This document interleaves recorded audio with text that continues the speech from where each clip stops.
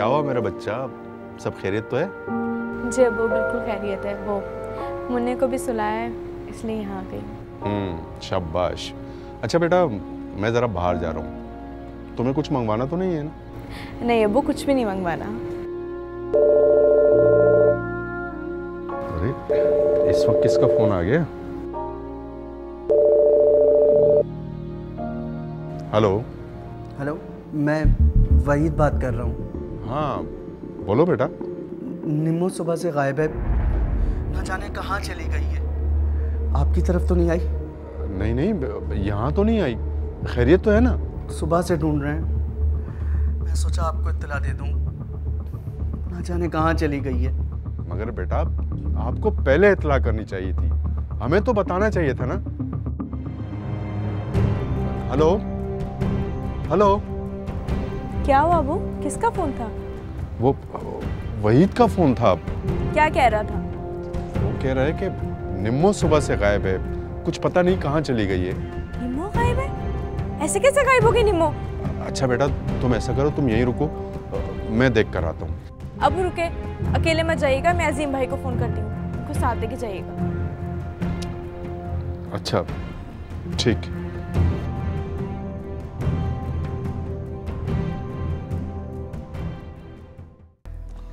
आखिर कहाँ जा सकती है वो? उसे तो इन रास्तों का भी नहीं पता। वो तो कभी अकेले घर से बाहर निकली भी नहीं है। मैंने भी अब्बू सारे अस्पताल छान मारे। मैंने भी सारे रिश्तेदारों को फ़ोन कर लिया, लेकिन वहाँ पे भी पता नहीं चल रहा। मेरा तो ख्याल है बशीर भाई, हमें थाने जाकर रिपोर्ट दर्ज करवानी चाहिए। नहीं, एक दफ़ा और मालूमात कर लेते हैं, शायद कुछ पता चल जाए। हाँ मेरे ख्याल में अब यही करना पड़ेगा। पता नहीं कहाँ चली गई मेरी बच्ची।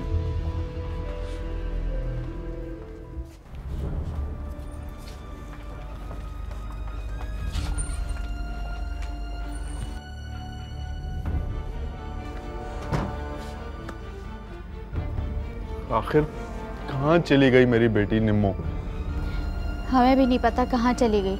आखिर किसी को तो बताकर गई होगी। मैं तो बाहर गया हुआ था, जब घर आया तो मुझे पता चला। मैं तो डॉक्टर के पास गई हुई थी। और मैं अपने काम पर गया हुआ था। मैं भी काम पे ही गया हुआ था। आप लोगों में से किसी को पता नहीं कि कहाँ गई वो। निम्मो क्या घर पे अकेली थी?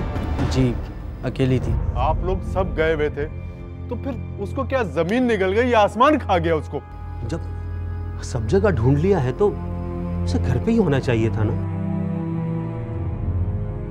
ये टैंक का ढक्कन क्यों खुला हुआ है? अरे भाई वो तो पानी का टैंकर आया था ना, उसके लिए ढकना खोला था, तो शायद ठीक से बंद नहीं हुआ। पता नहीं कहाँ चली गई मेरी बच्ची।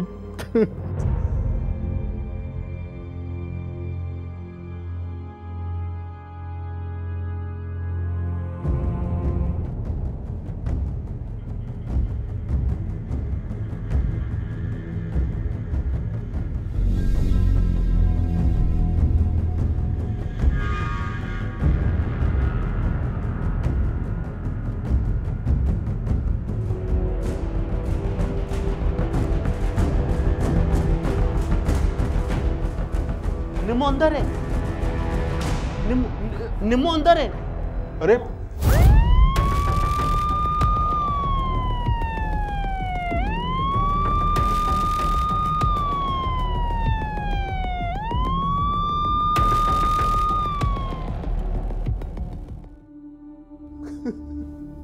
निम्मो मेरी बच्ची,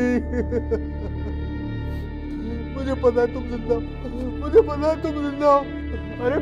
अरे कोई एम्बुलेंस को फोन करो, अरे एम्बुलेंस को फोन करो। मेरी बच्ची आप सब रिस्क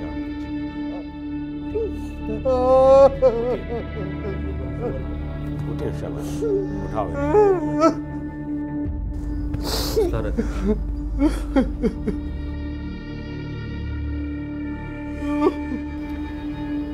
घर में कितने लोग हैं? सर हम 3 भाई। तीनों भाई हैं। तीनों शादीशुदा हैं? जी सर। और ये ये मेरी वाइफ है। अच्छा, ये मकतूला का शौहर कौन है? मैं हूँ। और आपकी वाइफ? सर मेरी वाइफ तो अपने मैके गई हुई है। अच्छा, मैके गई हुई है। हादसे के वक्त घर में कौन कौन था? जी अकेली थी घर में। अकेली? क्या मतलब? तुम बताओ। साहब, मेरी तबीयत ख़राब थी, मैं डॉक्टर के पास गई थी और ये तीनों काम पर चले गए थे। घर में किसी किस्म की कोई बात, कोई ऐसी जो इसको लगी हो इसने कदम उठाया, या फिर आप में से क्या आपको किसी पर? 28 नवंबर को नॉर्थ कराची के 65 साल रिहायशी बशीर अहमद को दामाद का फोन मौसूल हुआ कि उनकी बेटी नईमा उर्फ निम्मो सुबह से घर से गायब है। बूढ़ा बाप गम से निढाल अपने पड़ोसी के साथ बेटी के ससुराल पहुंचा तो मालूम हुआ कि निम्मो सुबह घर में अकेली थी। निम्मो के ससुराल वाले वापस आए तो वो घर से गायब थी। कहाँ गई किसी को कुछ मालूम न था। बशीर अहमद के पड़ोसी के शक की बुनियाद पर घर के अंडरग्राउंड टैंक को चेक किया गया तो लाश पानी में तैर रही थी। चूंकि मौत मशकूक थी, लिहाजा पुलिस ने लाश का मुआयना करके तहकीकात का आगाज कर दिया। सर मकतूला कोई बच्ची नहीं जो अचानक टैंक में गिर जाए। सर हो सकता है खुदकुशी की हो। जिस दिन आप राशन लेकर गए थे उनके घर पे कौन कौन मौजूद था? जी सर, उस टाइम तो सारी फैमिली मौजूद थी। ठीक कह रही हो तुम, पर मैं क्या करूं? तुम्हारा शोहर भी तो वही है। मुझे उस घर में वापस नहीं जाना है। आप उनके खिलाफ रिपोर्ट करवाएं।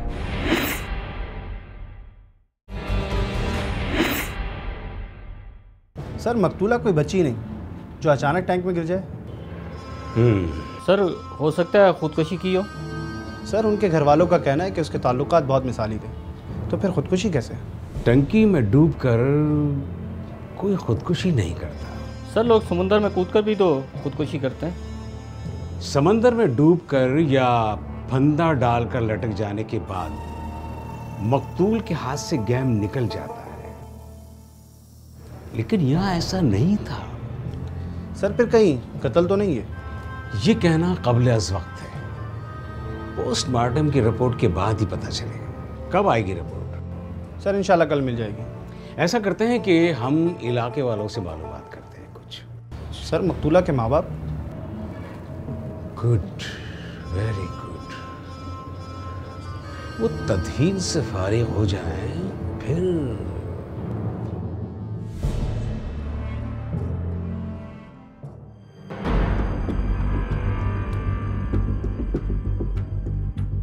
घर तो यही है, देखें कोई आता है तो फिर बात करते हैं। अस्सलाम वालेकुम।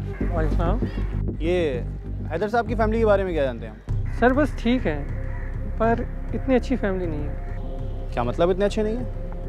सुना है मंजिले भाई की बीवी मैके गई हुई है। तो क्या इन भाइयों में आपस में झगड़ा रहता है? नहीं सर, आपस में तो एक ही हैं, पर औरतों में अनबन रहती है।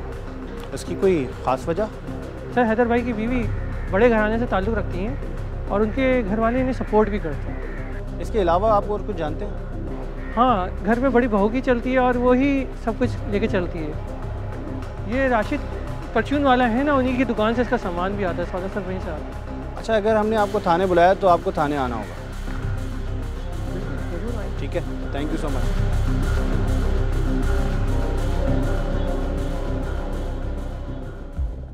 अस्सलाम वालेकुम। अस्सलाम वालेकुम। ये बताएं आप हैदर साहब की फैमिली के बारे में क्या जानते हैं? वो काफ़ी अरसे से हमारे पड़ोसी हैं। जिस दिन ये मर्डर हुआ था उस दिन आप लोग कहाँ थे?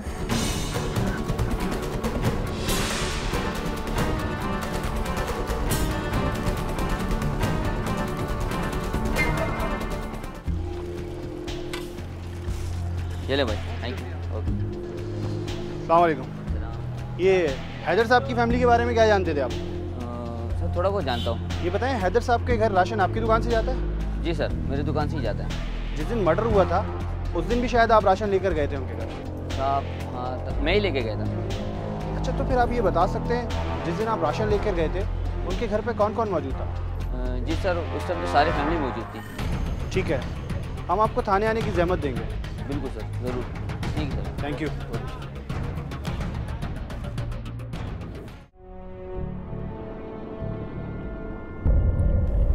अब्बू, अब माने या ना माने, निमो इस तरह टैंक में नहीं गिर सकती है। उसे गिराया गया है। शक तो मुझे भी था, इसलिए तो मैंने टैंक में झांका था। आप खुद सोचें, भला निम्मो कैसे टैंक में गिर सकती है? उसे गिराया गया, कत्ल हुआ है उसका। झूठ बोलते हैं वो सब। बेटा ठीक कह रही हो तुम, पर मैं क्या करूं?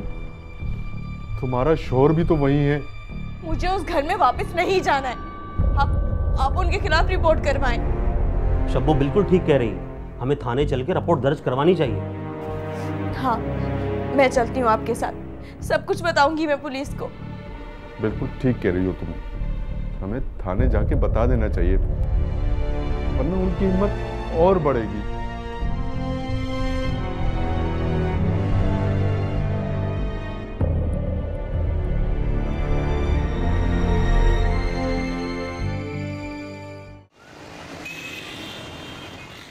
अच्छा हुआ आप आ गए, मैं खुद आपको बुलवाने वाला था। शुक्रिया। हाँ, आपने कैसे तकलीफ की? सर वो मैं अपनी बेटी निम्मो के कत्ल का मुकदमा दर्ज करवाने के लिए आया था। अच्छा, किसके खिलाफ? अपने दामाद और उसके भाइयों के खिलाफ। ये आप कैसे यकीन से कह सकते हैं कि आपकी बेटी का कत्ल हुआ है? जी, हमें यकीन है कि मेरी बहन का कत्ल हुआ है। कैसे कह सकती हैं आप यकीन से? ये बदनसीब भी उसी घर की बहू है। अच्छा, तो फिर आप तो बहुत कुछ जानती होंगी। जी, वो बहुत लालची लोग थे, गलती मुझसे ही हुई कि अपनी दोनों बेटियां एक ही घर में ब्याह बैठा। बेटा आप बताइए, आप तो वहां रही हैं ना? जी, उस घर में मेरी जेठानी की चलती है। यानी हैदर की बीवी? जी, शादी के कुछ दिनों बाद ही।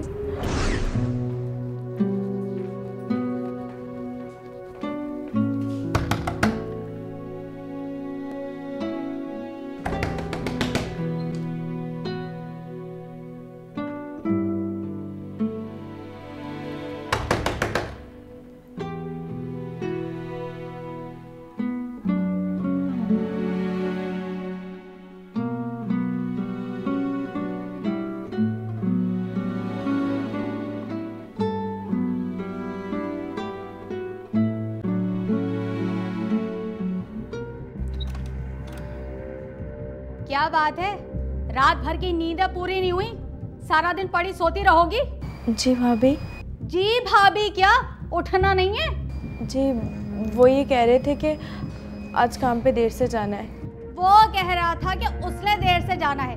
सब घर वाले मर गए हैं क्या? नहुसियत मत फैलाओ घर में। जी, मैं आती हूँ। जल्दी आओ और दूसरे को भी उठाओ। जी।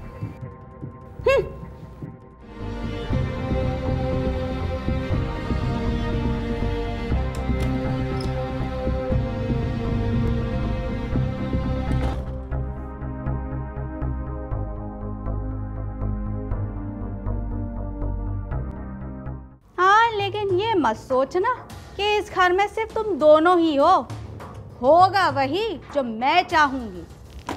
ये मैले कपड़े तुझे अंदर नजर नहीं आते? अब बोलना ही पड़ेगा, वरना वो तो हमें जीने नहीं देंगी। मैं भी यही सोच रही थी। हाँ तो मैं छेद है क्या? ये तू अपने जहेज में नहीं लाई थी, ये सब मैंने खुद खरीदा है।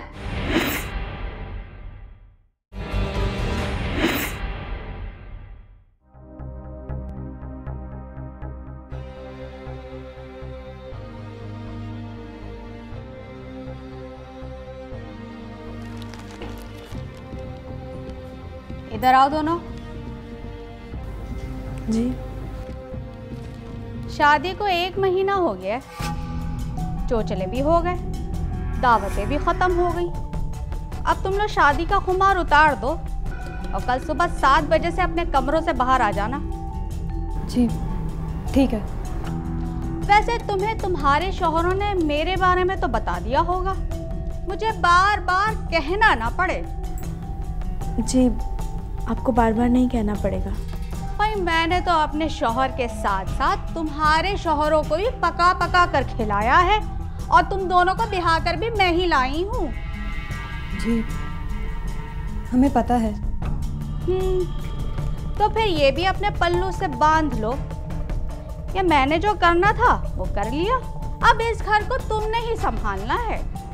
जी आप फिक्र नहीं करें, हम दोनों बहनें मिलकर संभाल लेंगे। हाँ, लेकिन ये मत सोचना कि इस घर में सिर्फ तुम दोनों ही हो, होगा वही जो मैं चाहूँगी। जी अच्छा ठीक है, तुम जाओ, जाके बर्तन धो और तुम नाश्ता बनाओ, क्योंकि सब उठने वाले हैं। जी। अब तुम मेरी शक्ल क्या देख रही हो? जाओ जाके नाश्ता बनाओ, काम करो अपना।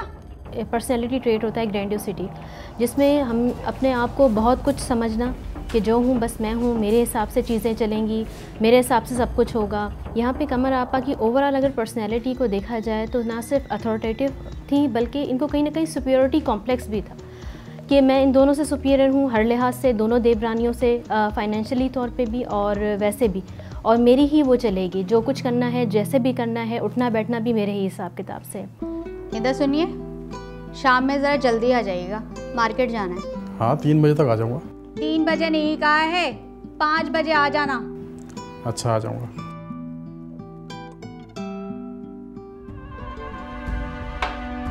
शब्बो, शब्बो। जी 100 दफा कहा है कि चाय में चीनी नहीं डाला करो, चीनी अलग से रखा करो, लेकिन समझ में नहीं आता। 70 रुपए किलो है चीनी, तुम चीनी की बोरी जहेज में नहीं लाई थी। जी वो आइंदा नहीं डालूंगी। घर चलाना अपनी भाभी से सीखो। आ जाओ, तुम भी बैठ जाओ। इधर सुनो, चुप करके नाश्ता करो और अपने काम पर जाओ, वो कहीं भागे नहीं जा रही हैं, बाद में कर लेंगी आराम से नाश्ता। अरे भाभी मैं तो वैसे ही कह रहा था। तुम्हें जरूरी है बोलना, भाभी बैठी है ना। तुम भी चुप रहो, बीवी के आने के बाद तुम्हारे भी रंग ढंग देख रही हूँ। अब तुम क्या मेरी शक्ल देख रहे हो? नाश्ता करो।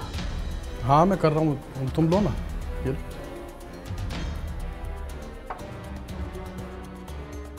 अब क्या तुम सर पे खड़ी हुई हो? जाओ जाके कपड़े धो, जाओ। जी। जब तक बोलो नहीं तब तक हिलती नहीं है अपनी जगह से। मकतूला की बड़ी बहन शब्बो ने अपने बयान में पुलिस को बताया कि उन्हें शुरू ही से अंदाजा हो गया था कि घर में हमारी बड़ी जेठानी कमर आपा की हुकूमत चलती है। उनके शौहर हैदर भाई समेत तमाम लोग उनकी बात मानते हैं। शब्बो के मुताबिक शुरू में तो उन्होंने बड़ा जानकर उनकी हर बात का एहतराम करते हुए छोटी मोटी ज्यादतियां बर्दाश्त करते हुए सारे घर को संभाल लिया, लेकिन वक्त गुजरते के साथ साथ उनकी ज्यादतियां नाकाबिले बर्दाश्त होती जा रही थी।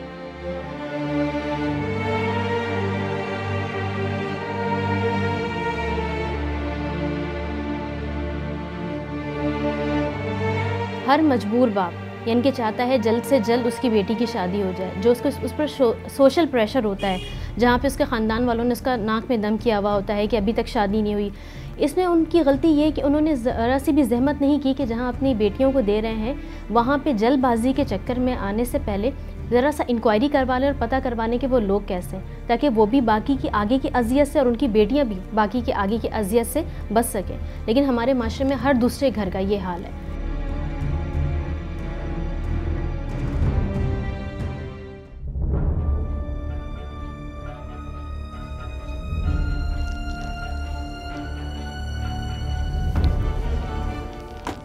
मैले कपड़े तुझे अंदर नजर नहीं आए थे? जी वो ये सच में मुझे नहीं दिखे। क्यों? इस घर में आते ही आंखों पे चर्बी छा गई है। मैं अभी धो देती हूँ। हाँ हाँ अब तो धोगी। तू यहाँ क्या कर रही है? पूरे महल्ले के कपड़े दे दिए क्या धोने के लिए, जो दोनों लगी हुई है?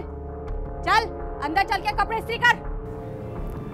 जी अभी आती हूँ। अभी क्या आती हूँ? मेरे सामने जबान नहीं चलाया कर, वरना बहुत पछताएगी। चल अंदर और तू कपड़े फैला।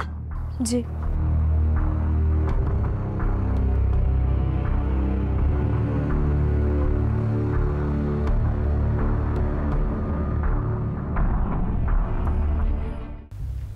आपा, कमर आपा आपको ज़्यादा ही बोलने लगी हैं। वो खुद तो कुछ करती नहीं हैं और हमें टिकने नहीं देती। मुसीबत की बात तो ये है कि सदीक और वहीद दोनों उनकी बात को सच समझते हैं। एक की 10 तो हम भी सुना सकते हैं। अब बोलना ही पड़ेगा। हाँ आपा, अब बोलना ही पड़ेगा, वरना वो तो हमें जीने नहीं देंगी। मैं भी यही सोच रही थी। अब हम दोनों नाजायज़ बिल्कुल बर्दाश्त नहीं करेंगे। उसे होगा गरूर अपने बाप और भाई की दौलत। अरे हमें देती हैं क्या? अमीर होंगे तो अपने घर के होंगे। बस सारा दिन काम करते रहो, वो खुद तो आराम करती रहती हैं।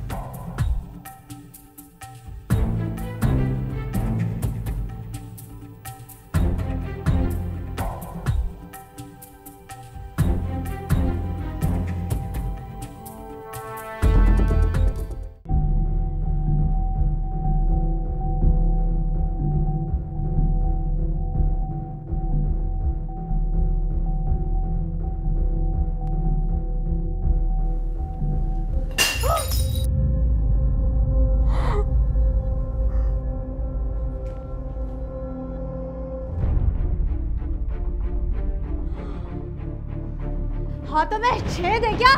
ये तू अपने जहेज में नहीं लाई थी, ये सब मैंने खुद खरीदा है। ये क्या कर रही है? छोड़े इसे। टूट गया तो क्या हो गया है? क्या हो गया?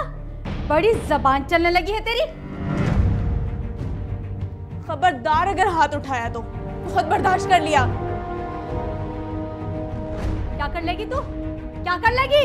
जो भी होगा कर लेंगे। बड़ी हो ना तो बड़ी बन के रहो। हम इस घर की बहू हैं, तुम्हारी गुलाम नहीं है। अच्छा ठीक है, अब मैं हाथ नहीं उठाऊंगी। अब तुमसे तुम्हारे शौहर पूछेंगे। ठीक है, दे देंगे जवाब उन्हें। आप जाइए, काम करना है हमें। ठीक है, देख लूंगी तुम दोनों को।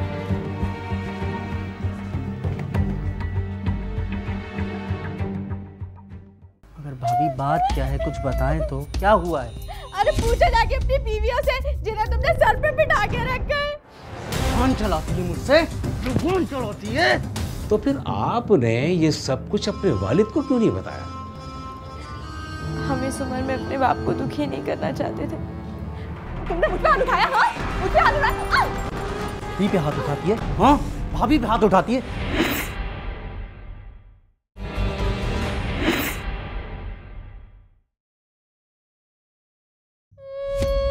अरे भाई अब बस भी कर दो, जाने दो यार। जो होना था सो हो गया। अब रो रो के क्यों अपने आप को हलकान कर रही हो बिला वजह? अरे तुम चुप करो, तुम अपनी बातें सुनाए जा रहे हो बैठ के। क्या बात है भाभी, खैरियत तो है? सर पर दुपट्टा बांधा हुआ है आपने? अरे आज तो सर पर दुपट्टा बांधा है, कल कफन में लिपटा देखोगे। अल्लाह ना करे भाभी, कैसी बातें कर रही हैं? हुआ क्या है? जो कुछ भी हुआ है ना, वो तुम दोनों की वजह से हुआ है। आखिर हमने किया क्या है भाई? जब जन मुरीद हो जाओगे तो यही होगा हमारे साथ। तुम तीनों भाइयों का मैंने कितना ख्याल रखा और मुझे क्या मिला? ये दिन देखना पड़ रहा है मुझे। अगर भाभी बात क्या है कुछ बताएं तो। क्या हुआ है? अरे पूछो जाके अपनी बीवियों से जिन्हें तुमने सर पे बिठा के रखा है। कितनी बातें सुनाई, मैंने जाके उनको सिर्फ डांटा था, मुझे गालियां देने लगी, मारने पीटने लगी। कितनी बात तो सुनाई मुझे।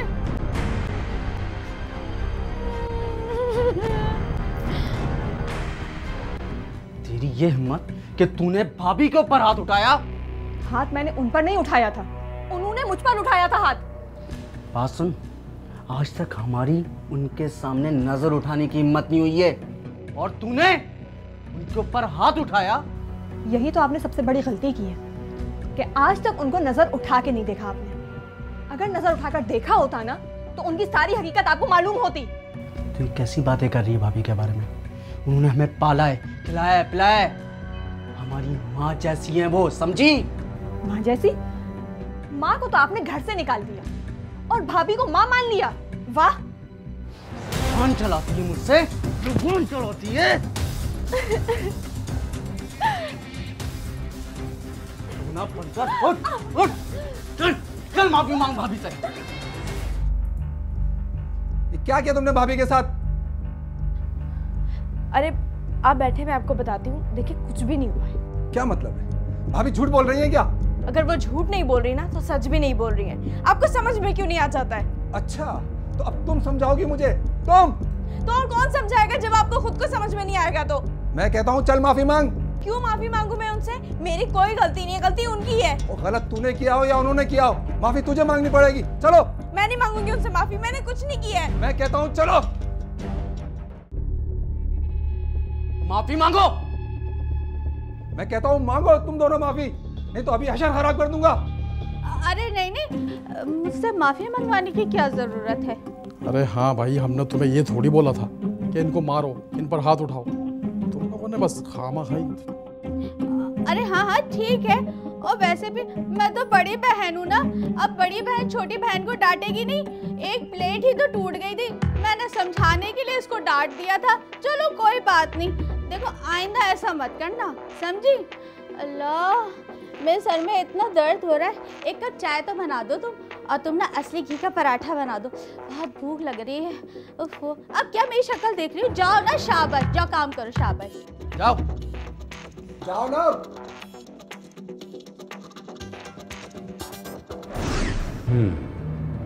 तो फिर आपने ये सब कुछ अपने वालिद को क्यों नहीं बताया? हम इस उम्र में अपने बाप को दुखी नहीं करना चाहते थे, इसलिए हमने सब कुछ बर्दाश्त किया। ये सब कुछ मुझे पहले बता देती तो इस बात की नौबत ही नहीं आती। ये दोनों तो खुद ही बर्दाश्त करती रही सब कुछ। आप मैके क्यों आ गई? सर वो बहुत लालची लोग हैं। जब मेरा नवासा हुआ तो मकतूला के बाप ने बताया कि जब उसका नवासा पैदा हुआ तो उसका दामाद चंद दिन बाद ही उसकी बेटी को उसके घर छोड़ गया और ये कहकर ले जाने से इनकार कर दिया कि बच्चे की पैदाइश पर उनके 90,000 रुपए खर्च हुए हैं, वो दे दें तो उनकी बेटी को वापस ले जाएंगे। पुलिस ज़राए के मुताबिक इलाका मकीनों और मकतूला के लवाहिकीन के बयानात की रोशनी में पुलिस ने मकतूला के शौहर और उनके दोनों भाइयों सिद्दीक हैदर और हैदर की अहलिया कमर आपा को हिरासत में लेकर रिवायती अंदाज में पूछताछ की तो मकतूला के शौहर ने इकरार किया कि वक़्वा वाले दिन उसका मकतूला से मामूली बात पर झगड़ा हुआ था।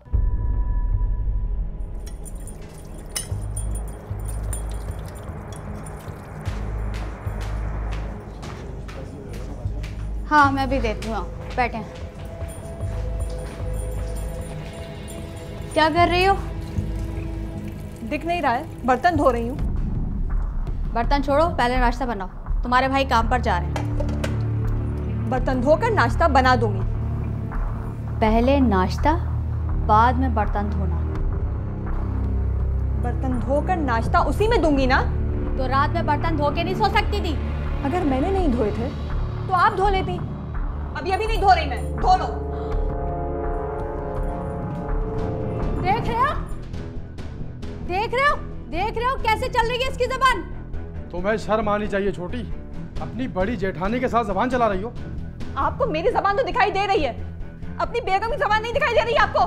किस पे चीख रही है? हाँ, क्यों चिल्ला रही है? मुझ पे चिल्ला रही है, और किस पे चिल्लाएगी?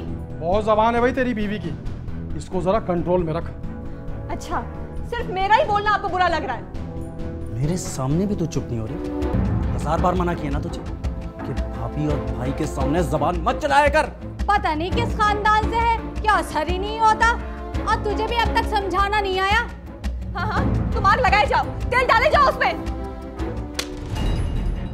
तू देख रहा है जनखा बना हुआ कैसे इसकी जबान चल रही है? आज मैं इसकी जबान काट दूंगी जो टकराई हुई औरतों की तरह चलती है। तुमने मुझ पे हाथ उठाया? हाँ, मुझ पे हाथ उठाया? भाभी पे हाथ उठाती है? हाँ, भाभी पे हाथ उठाती है। भाभी आज आप हट जाओ, आज तुमने इसको ठिकाने लगा के रहता हूँ। हाँ हाँ, मार दो तुम सब मिलकर मुझे, ठंडक मिल जाएगी ना तुम लोगों को। मैं देखता क्या है, मारना इसे। तू इसे सबक सिखाएगा या मैं कुछ करूं? आज तेरी ये ख्वाहिश मैं पूरी कर देती हूँ।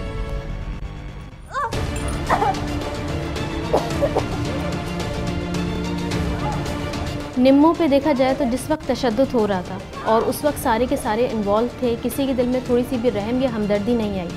हमारी एक साइकोलॉजिकल एक थ्योरी है कि एक दूसरे को देख के वैसे ही एक्ट करना, यानी कि जैसे घर का माहौल होता है, अगर एक भाई कर रहा है तो दूसरा भाई भी उसी को देख के फॉलो करेगा बगैर सोचे समझे कि वो सही है या गलत है। उस वक्त उनके दिल में ये चीज़ नहीं पैदा होती कि रहम किसी दूसरे के लिए पैदा नहीं होता, बल्कि वो अपने भाइयों को ही फॉलो कर रहे होते हैं। जैसा वो करेगा बड़ा भाई वैसे दूसरा भाई करेगा। तो उस चक्कर में उन्होंने ये भी नहीं सोचा कि क्या सही क्या गलत है।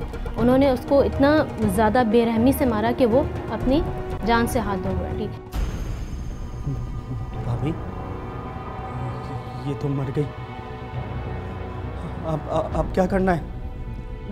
करना क्या है? दूध झाड़ियों में फेंक आते, लेकिन कोई देख लेगा ना तो फिर जला देते। नहीं, पानी के टैंक में फेंक देते। हाँ, ये ठीक है।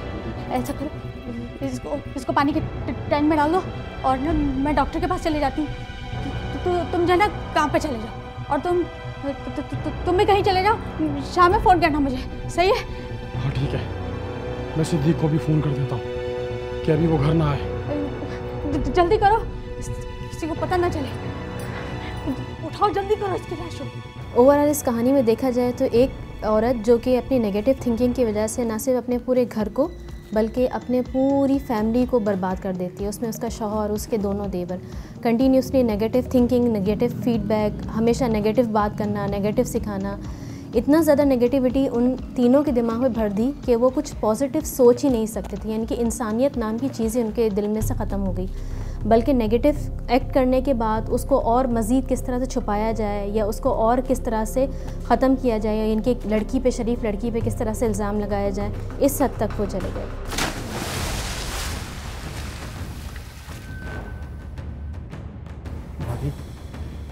भाभी किसी को कुछ पता तो नहीं लगेगा ना? हम फंसेंगे तो नहीं ना भाभी? अरे किसी को पता नहीं चलेगा जब तक ये मामला ठंडा नहीं हो जाता। ऐसे चुप ही बैठो, जैसे ही मामला ठंडा होगा हम ये लाश उठा के कहीं भी फेंक कर आ जाएंगे, ठीक है? हाँ ठीक है। जल्दी चलो, तुम लोग अपने काम पे जाओ, मैं भी ठीक करती हूँ। चलो आ जाओ जल्दी। पोस्टमार्टम रिपोर्ट के मुताबिक मकतूला की मौत सांस घुटने और दिल की धड़कन बंद होने की वजह से वाक़ई हुई, जिसके बाद वाक़े का मुकदमा ज़ेरे दफ़ा 302/34 मकतूला के वालिद की मुद्दत में मकतूला निम्मो के शौहर वहीद, जेठ हैदर और भाभी कमर के खिलाफ थाना सरजानी टाउन में दर्ज कर लिया गया। लवाहिकीन के मुताबिक मुलजिम वहीद की भाभी इस कत्ल की मरकजी मुलजिमा है, जिसके कहने पर मुलजिम बिला तहकीक मकतूला पर पंखे के रॉड और डंडों से मकतूला पर मजालिम ढाया करता था और बिला आखिर मुलजिमान ने निम्मो की जान लेकर लाश अंडरग्राउंड टैंक में डालकर मशहूर कर दिया कि मकतूला घर से चली गई है। मुलजिमान की प्लानिंग थी कि रात को किसी भी वक्त मौका मिलते ही लाश को वीराने में फेंक दिया जाएगा ताकि कत्ल किसी नामालूम मुलजिम के सर पर थोप दिया जाए, लेकिन मकतूला के बाप और उसके पड़ोसी के बर वक्त पहुंच जाने से मुलजिमान अपने मंसूबे में कामयाब न हो सके। मुझसे मुखलिस न वाकिफ मेरे जज्बात से था, इसका रिश्ता तो फकत अपने मुफादात से था। अब जो बिछड़े हैं तो क्या रोएं जुदाई पे तेरी, ये अंदेशा तो हमें पहली मुलाकात में था।